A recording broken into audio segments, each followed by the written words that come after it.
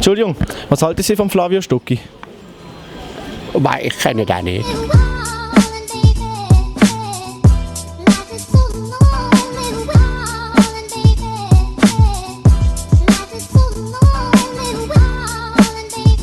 Ich bin in Luzern angekommen und da hat es so Spastis getroffen, per Zufall.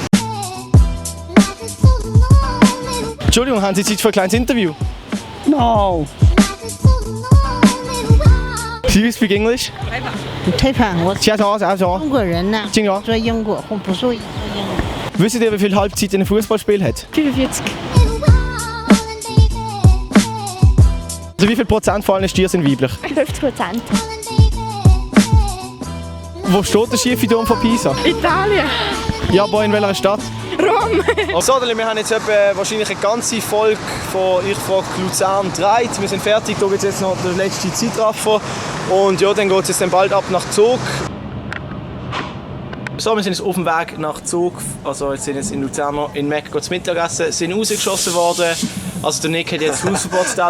Wo ist er? Der da hat jetzt Hausverbot im McDonald's in Luzern am Bahnhof, weil wir ein bisschen die Mitarbeiter verarscht haben. Da ist er ja! Alter, wir sind einfach weggelaufen! Ich habe mir die ganze Zeit gefragt, wo ist jetzt das Lionel gekommen? Also das Kino ist jetzt da, wir müssen da glaube ich irgendwie rein. Mach mal auf. Sag mal ehrlich, hast du jetzt gewusst? Ist es denn Ihr Ernst? Hallo! Ah, da ist jemand.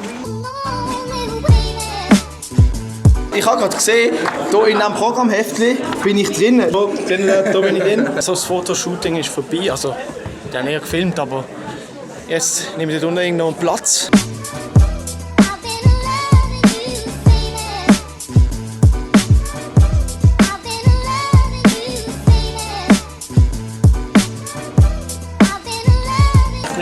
So, das Ganze ist jetzt schon halb vorbei, jetzt gibt es noch ein bisschen Reden mit irgendwelchen Leuten. So, und schon steigen wir wieder um, jetzt sind wir wieder zu Luzern.